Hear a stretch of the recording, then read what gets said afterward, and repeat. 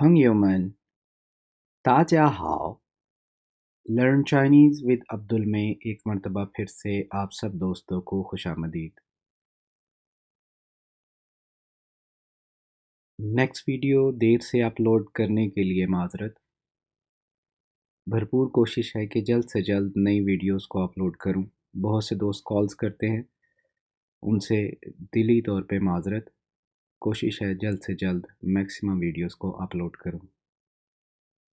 आज का टॉपिक इंतहाई ज़रूरी, हमारे डेली यूजेज में बार बार इस्तेमाल होने वाली चीज़, जो कि है uses of date, month and year. कोई तारीख बताना या पूछना, उसके हवाले से जो भी गुफ्तगू है वो आज के इस टॉपिक में हमें कवर करनी है। तो बग़ैर कोई टाइम ज़ाया किए हम आज के प्रोग्राम की तरफ चलते हैं।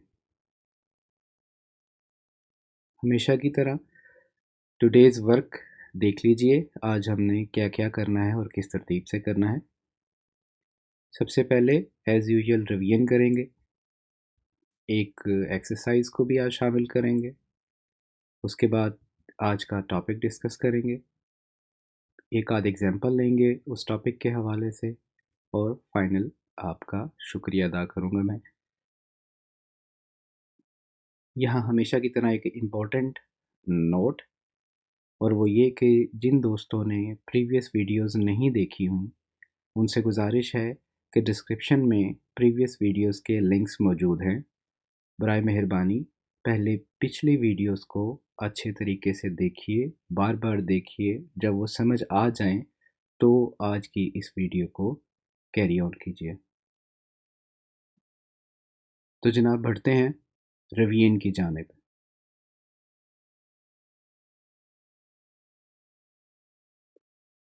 आज की रिवीजन में हम वोकेबलरी को रिवाइज करेंगे। वो अल्फाज जो अब तक हम सीख चुके हैं, मेरी कोशिश है कि एक जगह वो कंपाइल करके आपके आगे रखूं, ताकि आपको पता चल जाए कि कितने परसेंट वोकेबलरी आपको याद हो चुकी है। सबसे पहला वर्ड रन। मैं कसदन इसका आंसर नहीं बताऊंगा क्योंकि वो आपको ज़ाती तौर पर फाइंड करना है। 中国秘书商人朋友哥哥家老师老婆老公男女没有大小买卖上下住在哪儿या फिर 哪里星期天真的假的早晚去来वगैरह वगैरह। उम्मीद है जो वोकेबलरी आपके सामने बोली गई है वो बहुत हद तक आपको याद होगी। अगर नहीं याद तो प्लीज़ इसको प्रीवियस लेक्चर्स को रिवाइज कीजिए, ये वोकेबलरी आपको अच्छे तरीके से आनी चाहिए। एक्सरसाइज, अभी तक जो हमने काउंटिंग को सीखा है उसके हवाले से आज हम एक्सरसाइज को कवर करेंगे। सबसे पहले एक वर्ड आपके सामने आ रहा है, फॉर एग्जांपल एक डिजिट है 345। 345 की एक वैल्यू आपके सामने आई और आपने इसको ट्रांसलेट करना है चाइनीज़ ज़ुबान में। फार्मूला सेम वही आपने माइंड में रखना है जो हमने 1 to 100 काउंटिंग सीखते हुए याद किया था। सबसे पहले मेजर फैमिली देखिए कौन सी बनती है, 345। सबसे पहली बड़ी फैमिली 300 की यानी कि 300 की दिखाई दे रही है। तो सबसे पहले टाइम ज़ाया किए बगैर हम 300 को ट्रांसलेट करेंगे। अब 100 के लिए ई पाए हमने पढ़ा था। जब 300 हो गए तो 3 के लिए सान, यानी कि सान पाए ये हो गया जी 300। ओके, उसके बाद है जी 345। सो सेकंड फैमिली जो इस वर्ड के इस वैल्यू के अंदर आ रही है वो आ रही है 40 की, बिकॉज हमने 45 को ट्रांसलेट करना है। तो 40 के लिए मुझे उम्मीद है सब दोस्तों को याद होगा, स शेर, स शेर, यानी कि सान पाए स शेर। और उसके बाद कितनवा मेंबर है 40 का, वो है फिफ्थ मेंबर। और 5 के लिए वो बोला जाता है वो। अब इसको कंपाइल करूँगा तो कुछ इस तरीके से ये ट्रांसलेट होगा, सान पाए स शि वो, सान पाए स शि वो, सान पाए स शि वो। ओके, इसी तरीके से कुछ एग्जांपल्स आपके सामने फर्दर रखता हूँ जिसको आपने खुद से ड्राइव करना है। 578 फार्मूला वैसे ही फॉलो कीजिएगा। सबसे पहले 500 की फैमिली है जिसको आपने खुद फिल करना है। उसके बाद 70 की फैमिली है जिसको शीश बोला जाता है, और उसके बाद 8वां मेंबर है और इसको कंपाइल करना है।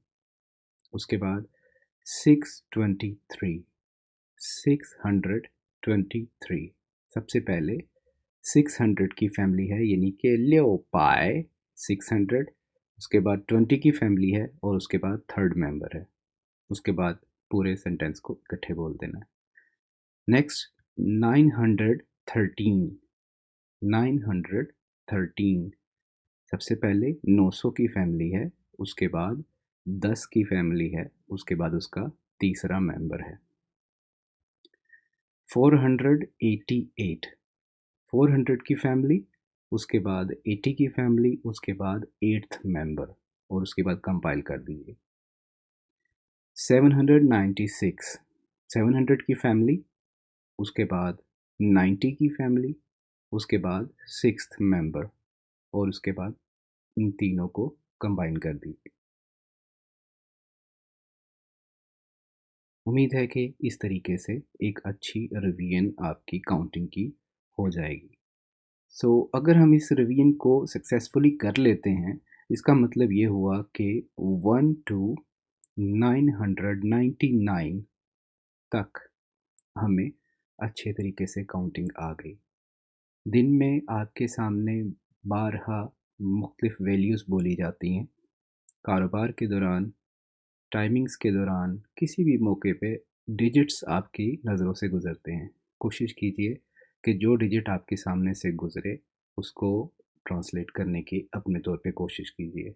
इसकी हैबिट बना लें ताकि नेक्स्ट टाइम ड्यूरिंग कन्वर्सेशन जब आपने बात करनी हो तो आपकी प्रोसेसिंग स्पीड, ट्रांसलेट करने की आपकी जो सलाहियत है वो बेहतर तरीके से काम कर सके और आप जल्द से जल्द अल्फाज को ट्रांसलेट कर सकें। ओके जी, नेक्स्ट टॉपिक जो आज का बेसिक टॉपिक है वो है जी तारीख। फ़र्ज़ कर लेते हैं आज की तारीख है 8 दिसंबर 2017। फ़र्ज़ कर लीजिए। सबसे मेजर डिफरेंस जो चाइनीज़ ज़ुबान में तारीख बताने के लिए इंग्लिश और चाइनीज़ कैलेंडर में आता है वो ये कि चाइनीज़ ज़ुबान में साल पहले बोला जाता है, उसके बाद महीना बोला जाता है, उसके बाद तारीख बोली जाती है। अगर मैं उसे रिटन में आपके सामने लेके आ सकूं तो कुछ इस तरीके से आपको दिखाई देता है। सबसे पहले 2017 साल, उसके बाद 12वां महीना, और उसके बाद 8 तारीख। अब अगर हमें ये जो साल का वर्ड चाइनीज़ में लिखा आ रहा है ये, उसके बाद जो महीने का वर्ड लिखा आ रहा है वो, और उसके बाद जो तारीख का लफ्ज़ लिखा जा रहा है, यानी कि अगर ये सिर्फ 3 वर्ड्स हमें आ जाएं तो हम तारीख को अच्छे तरीके से बोल सकते हैं। तो सीख लेते हैं ये 3 लफ्ज़ किस तरीके से बोलने हैं। सबसे पहले साल के लिए जो वर्ड बोला जाता है, प्रोनाउंसिएशन को गौर कर लीजिए। नियन, नियन, नियन। अक्सर इंग्लिश स्पीकर्स जो हैं वो नियान बोल जाते हैं, एक ही प्रोनाउंसिएशन को दुरुस्त तरीके से नहीं बोल सकते। अगर उर्दू स्पीकर हैं तो उनके लिए आयन और गैन वाली साउंड नी, एन, नियन, नियन, जिस तरीके से थियन बोला था, जिस तरीके से छियन, पैसों वाला छियन बोला गया था। सो साल के लिए आज की वोकेबलरी का पहला वर्ड है नियन। महीने के लिए युए, युए, युए। तारीख के लिए हाउ, हाउ, हाउ। यहाँ ये बात नोट फरमा लीजिए कि एक हाउ हमने नी हाउ में पढ़ा था, वो हाउ थर्ड टोन वाला था, उसमें हाउ को थोड़ा सा लहक कर बोला गया था। ये हाउ फोर्थ टोन के साथ है, इसको थोड़ा झटके के साथ, थोड़ा गुस्से के पैटर्न में बोला जाता है हाउ। सो नियन, ये, हाउ, ये तीन लफ्ज़ हैं जो आज हमने सीखने हैं। अगर हमें ये तीन लफ्ज़ आ गए तो मेरा ख़्याल है कि हम बड़े आसानी से 2017 नियन, 12वां युए और 8वां हाउ, मेरा ख़्याल है कोई मुश्किल नहीं होनी चाहिए। ये तारीख़ बयान हो गई।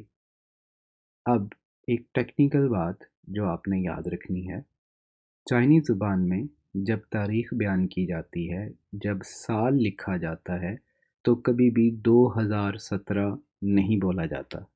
हमेशा वो 1 बाय 1 डिजिट बोलते हैं, 2017 नियन, 2 सिफ़र एक साथ नियन बोला जाएगा, कभी भी सन 2017 नहीं बोला जाएगा।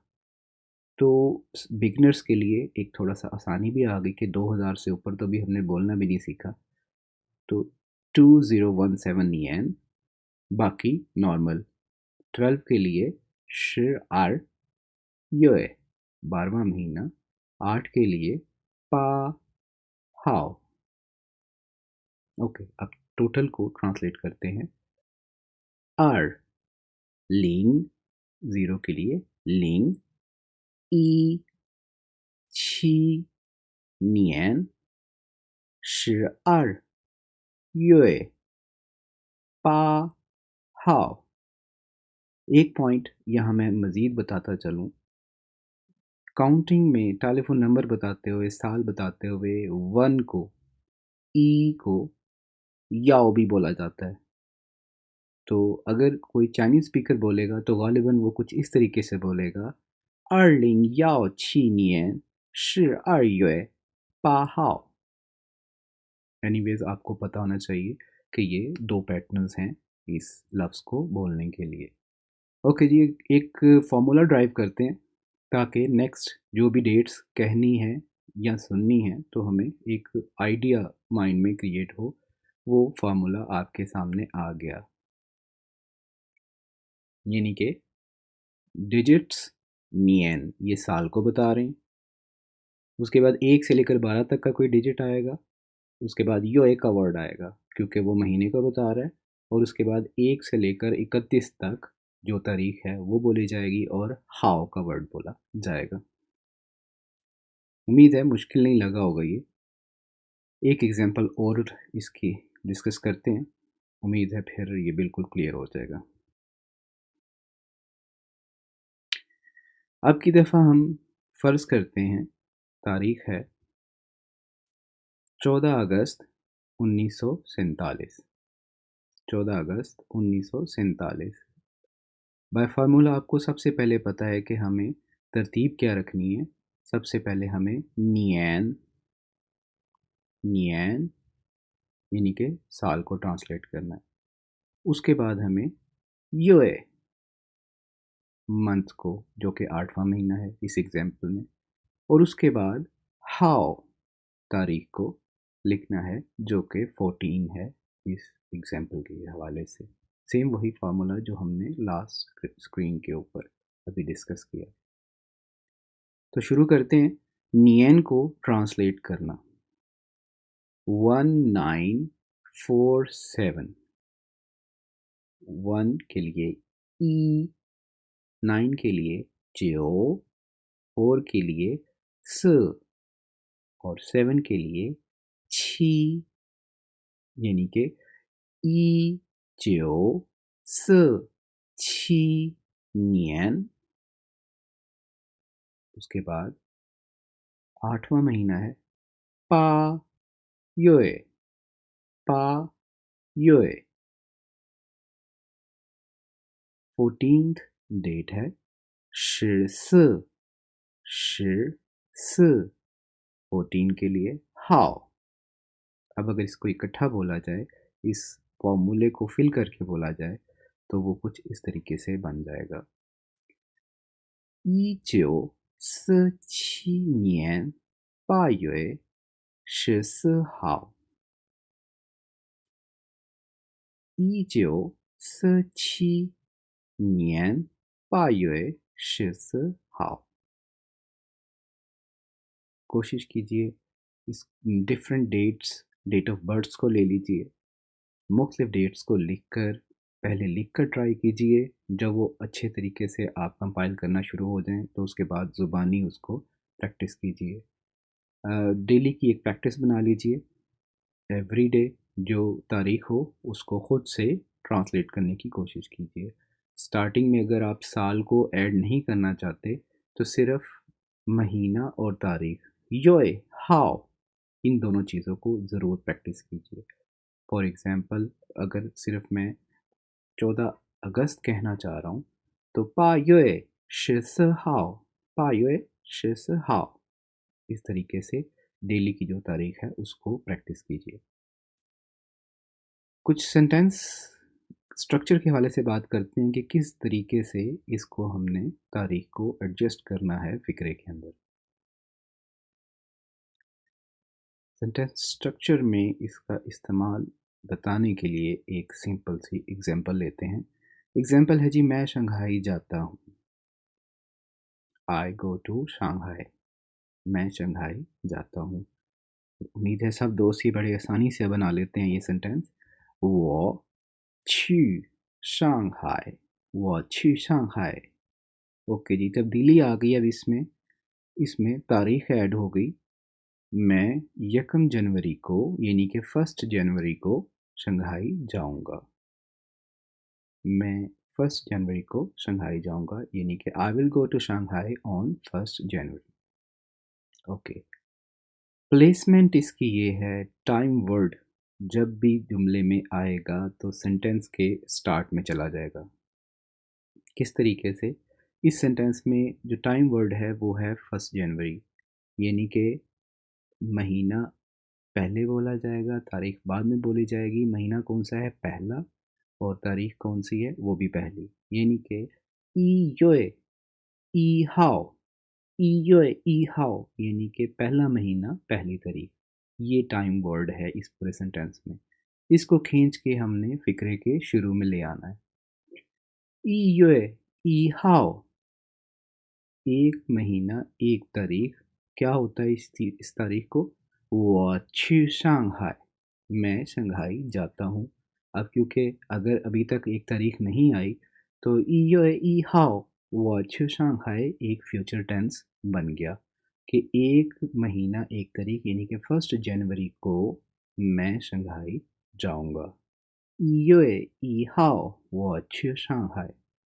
इसी तरीके से आपके जो सिंपल सेंटेंसेस ऑलरेडी आने जाने वाले, खाना खाने वाले, ख़रीदने बेचने वाले जो छोटे छोटे सेंटेंसेस बनाए हैं उसके अंदर आप डेट्स को ऐड करके प्रैक्टिस कीजिए। मैं इस तारीख को मोबाइल ख़रीदूँगा या मैं मोबाइल बेचूँगा, मैं इस तारीख को घर बेचूँगा, वगैरह वगैरह, ताकि बेहतर तरीके से आपकी प्रैक्टिस हो सके।